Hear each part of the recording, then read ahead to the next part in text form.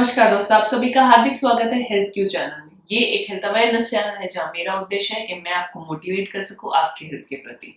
आज के इस वीडियो में बात करेंगे टेंस थेरेपी के बारे में।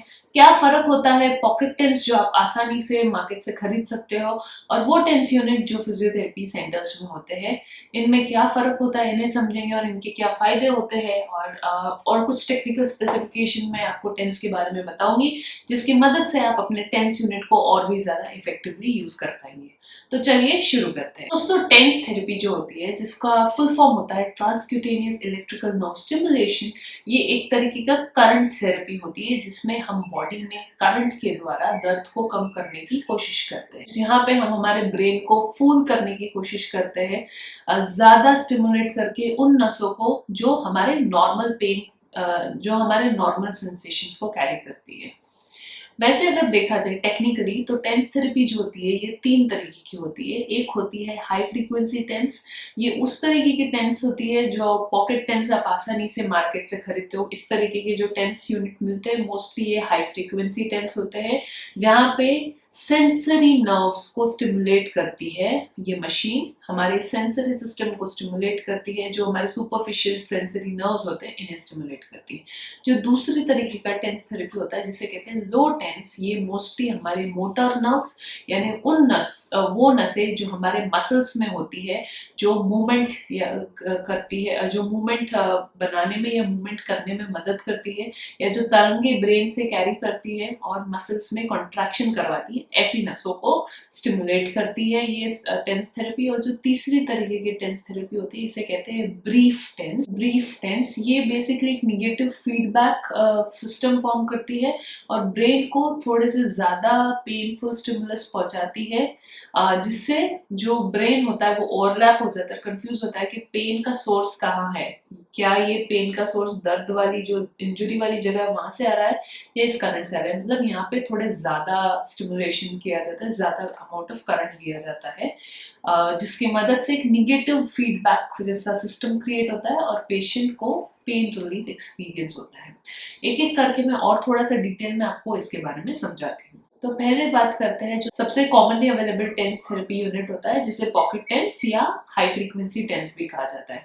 तो जैसे मैंने कहा, जब हाई फ्रीक्वेंसी टेंस जब हम अप्लाई करते हैं तो इसमें बहुत ही ज्यादा फ्रीक्वेंसी में एक ही सेकंड में करंट को पास किया जाता है, और ये फ्रीक्वेंसी होती है समवेयर अराउंड 60 to 100 पल्स पर सेकेंड। लेकिन ये जो फ्रीक्वेंसी होती है, लेकिन ये जो करंट होते हैं बहुत ही शॉर्ट ड्यूरेशन के लिए होते हैं, इसलिए ये जो करंट्स होते हैं वो बहुत ज्यादा डीप नर्व्स को स्टिमुलेट नहीं करते, सुपरफिशियल सेंसरी नर्व को ही स्टिमुलेट करते हैं।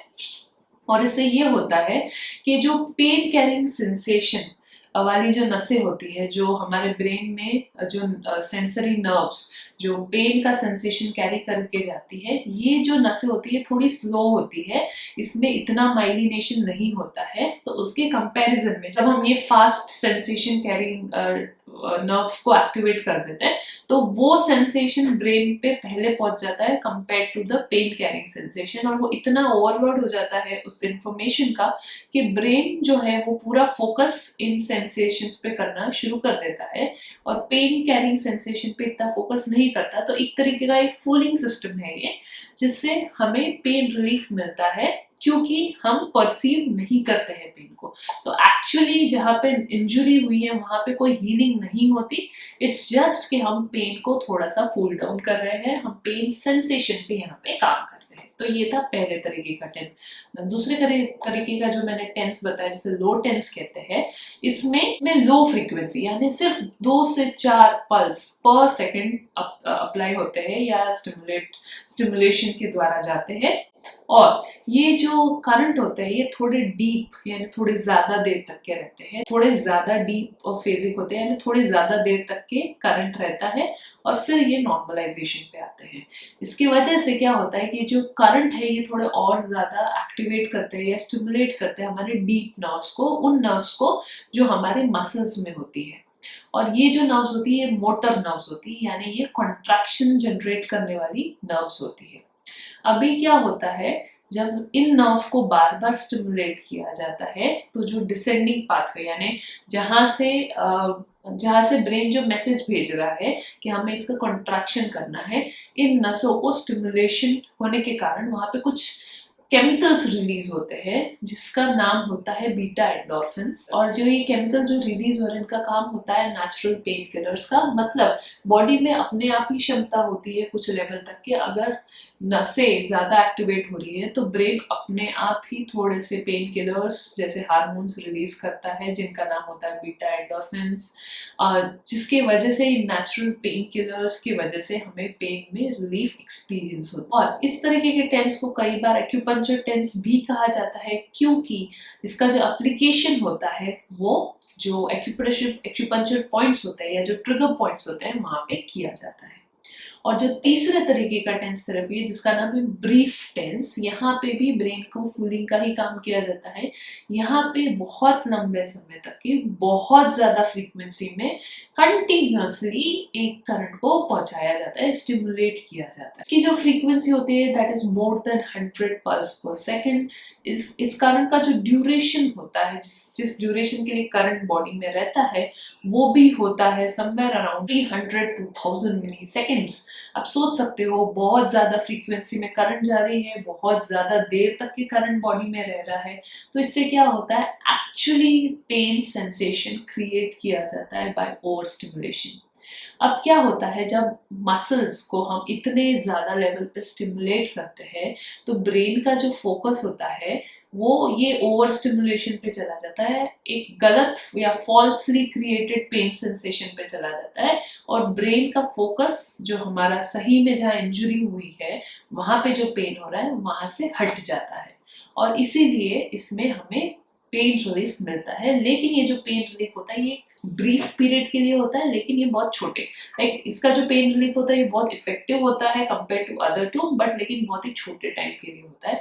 और इसीलिए इस तरीके की जो ब्रीफ टेंस की जो थेरेपी होती है यूजुअली रिहैबिलिटेशन एक्सरसाइज को शुरू करने के पहले दी जाती है, जिसकी वजह से जो पेशेंट है वो आसानी से अपनी एक्सरसाइज कर सकता है। जो ब्रेन का जो फोकस है वो जो इंजरी वाला एरिया है वहां से हटके जहाँ पे हमें स्टिमुलेशन दी थी वहां पे चला जाता है। अब इसके कुछ पैरामीटर्स के बारे में बात करते हैं। डेफिनेटली ये मशीन आपने देखी होंगी, कई बार कई लोगों को यूज करते हुए देखा होगा, तो इसमें देखा होगा ये करंट वाली थेरेपी होती है। तो जो करंट होती है ये वेव फॉर्म्स के फॉर्म में दी जाती है, यानी कि करंट आता है बॉडी में, कुछ देर तक के रहता है, कुछ देर तक के पीक में जाता है, फिर से ड्रॉप होके नॉर्मलाइज होता है, फिर से हाई बढ़ता है। इस तरीके की ये वेव फॉर्म में काम करता है। तो टेंस थेरेपी होती है ये एक असिमेट्रिकल टाइप ऑफ करंट होता है, मतलब इसमें एक frequency top and then bottom, symmetry में कभी भी कंटिन्यूअसली ऐसे इसमें नहीं दिया जाता। इसका जो करंट फ्लो होता है that is somewhere around 0 to 100 milliamperes. और जो फ्रीक्वेंसी होती है ये जैसे मैंने कहा अलग अलग मशीन के टाइप्स में वेरी हो। अब इसका ड्यूरेशन जो है कितने देर के लिए ट्रीटमेंट देना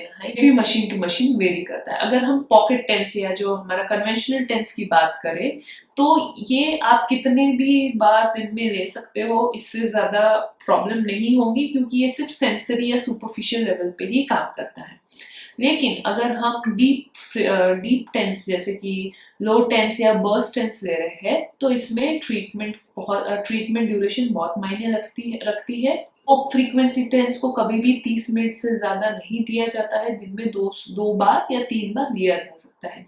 लेकिन जो बर्स्ट टेंस होता है इसको सिर्फ 30 मिनट के लिए ही दे सकते हैं और दिन में एक बार ही दे सकते हैं। अब इन सारे तरीकों के टेंस का जो यूज होता है वो अलग अलग होता है, इंडिकेशंस अलग अलग होते हैं। जैसे कि हम अगर एक्यूट टेंस या हाई वोल्टेज टेंस की बात करें तो ये जो हमारे दिनचर्या के छोटे मोटे पेन होते हैं जैसे नेक पेन है, शोल्डर पेन है, बैक पेन है, जो हम लोग की गर्दन अकड़ने की वजह से हो जाता है, इन तरीकों के जो पेन होते हैं इसमें जो हमारा कन्वेंशनल टेंस है या जो हाई टेंस है, पॉकेट टेंस है, ये काम आता है।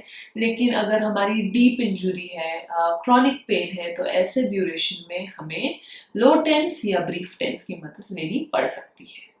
अब कब हमें इन टेंस थेरेपी यूनिट्स को नहीं यूज करना चाहिए इसके बारे में बात करते हैं। तो tense therapy unit absolutely contraindicated है प्रेगनेंसी के दौरान, अगर आपके हार्ट में पेस मेकर लगी है तो, अगर आपके बोन्स जहाँ पे आपको मशीन लगा है वहां पे कोई किसी तरीके का मेटल इम्प्लांट है तब भी टेंस थेरेपी नहीं यूज कर सकते। अगर आपको किसी तरीके का इन्फेक्शन है उस जगह पे तब भी आपको टेंस थेरेपी नहीं यूज करनी चाहिए। और अगर आपका जो दर्द है वो ब्रेन के रिलेटेड है या ब्रेन में कोई इंजुरी है उसके रिलेटेड है या कोई ऑर्गन्स के रिलेटेड है तब भी टेंस थेरेपी आपको मदद नहीं कर पाएंगी। तो दोस्तों ये थी कुछ प्रिकॉशंस।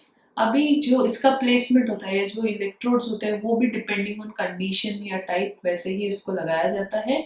और इसीलिए ये ज़रूरी होता है कि कभी भी आप टेंस थेरेपी या किसी भी तरीके की थेरेपी ले रहे हो तो अपने फिजियोथेरेपिस्ट की सलाह ज़रूर लें। तो दोस्तों, ये था एक छोटा सा टेक्निकल सा video to make you understand what is TENS therapy and what are different types of TENS therapy. आशा करते हो इससे आपको समझ में आया होगा कि ये पॉकेट टेंस जो आप लेते हो उसमें और जो क्लिनिक्स में आपको टेंस थेरेपी यूनिट देखने मिलते हैं, इनमें क्या फ़र्क होता है।